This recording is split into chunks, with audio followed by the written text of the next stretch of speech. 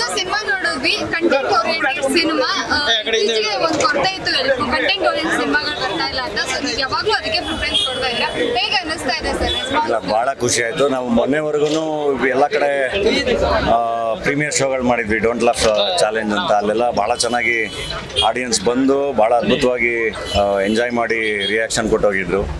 Single ಸ್ಕ್ರೀನಲ್ಲಿ ಹೆಂಗಿರುತ್ತೆ ಅನ್ನೋ ಒಂದು ಭಾಳ ಕ್ಯೂರಿಯಾಸಿಟಿ ಇತ್ತು. ಅದಕ್ಕೆ ಇವತ್ತು ಬೆಳಗ್ಗೆ ಅರ್ಲಿ ಮಾರ್ನಿಂಗ್ ವೀರೇಶ್ ಥಿಯೇಟ್ರಿಗೆ ಬಂದ್ವಿ ನೋಡೋಕ್ಕೆ. ಇಲ್ಲೂ ಕೂಡ ನಮ್ಮ ನಮ್ಮ ಹುಡುಗರು ಬಹಳ ಚೆನ್ನಾಗೆಲ್ಲ ಎಂಜಾಯ್ ಮಾಡ್ತಾ ಇದ್ದಾರೆ, ಮಜಾ ಮಾಡ್ತಾ ಇದ್ದಾರೆ. ಅದು ಭಾಳ ಖುಷಿ. ಸರ್ ಸಿನಿಮಾದಲ್ಲಿ ಹೀರೋಯಿನ್ ಇಲ್ಲ ಸರ್? ಇದಾರಲ್ಲ, ಗೀತಮ್ಮ ಮತ್ತೆ ನಮ್ಮ ವಿನಯ್ ಪ್ರಸಾದಮ್ಮ ಇದಾರಲ್ಲ. ಮ್ಯಾಚ್ ಆಗೋ ಥರ ಹೀರೋಯಿನ್ ಇಲ್ಲ ಅಂತ ಅದ ನೆಕ್ಸ್ಟ್ ಪಾರ್ಟಲ್ಲಿ ಮಾಡೋಣ. ಹಂಗಾರೆ ಪಾರ್ಟ್ 2 ಬರುತ್ತೆ. ಅದು ಹೇಳಿ ನಿರ್ದೇಶಕರುಗಳು ಹೇಳಿದಾರಲ್ಲ, ನಮ್ಮ ಪೂರ್ಣಚಂದ್ರ ಅವ್ರು ಹೇಳ್ಸಿದಾರಲ್ಲ, ಇಲ್ಲಿ ಅಂಡರ್ 18 ಪಾರ್ಟ್ 3 ಅಂತ. ಸೊ ನೋಡೋಣ.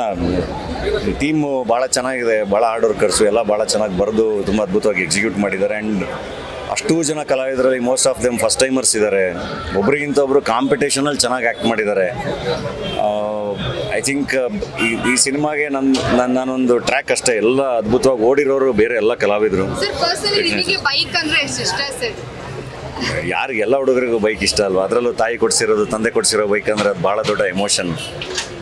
ಒಂದು ವೇ ಅಂದರೆ ಅದು ಎಸ್ಪೆಷಲಿ ಮಿಡಲ್ ಕ್ಲಾಸಲ್ಲಿ ತುಂಬ ಕಷ್ಟಪಟ್ಟು ಒಂದು ತೊಗೊಂಡಿರ್ತೀವಿ, ಅದ್ರ ಮೇಲೆ ಪ್ರೀತಿ ಅದು ಯಾವಾಗಲೂ ಹಂಗೆ ಇರುತ್ತೆ. ಇವತ್ತಿಗೂ ನನಗೆ ನನ್ನ ತಂದೆ ಕೊಡಿಸಿರೋ TVS ಇನ್ನೂ ನನ್ನ ಹತ್ರನೇ ಇವೆ. ಅದು ಅವತ್ತು ಅವರು ನಾವು ಕೇಳಿದಾಗ ಅವ್ರವ್ರ ಒದ್ದಾಟದಲ್ಲಿ ಕೊಡಿಸಿರ್ತಾರಲ್ಲ, ಅದು ಯಾವಾಗಲೂ ಎಮೋಷನ್. ಅದು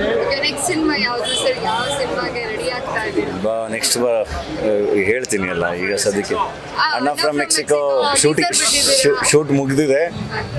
ಈಗ ನೆಕ್ಸ್ಟು ಈಗ ಮದರ್ ಪ್ರಾಮಿಸ್ ಮುಗಿತಿದ್ದಂಗೆ ಅಣ್ಣ ಫ್ರಮ್ ಮೆಕ್ಸಿಕೋ ಪ್ರಮೋಷನ್ಸ್ ಶುರು ಮಾಡ್ತಾ ಇದೀವಿ. Thank you.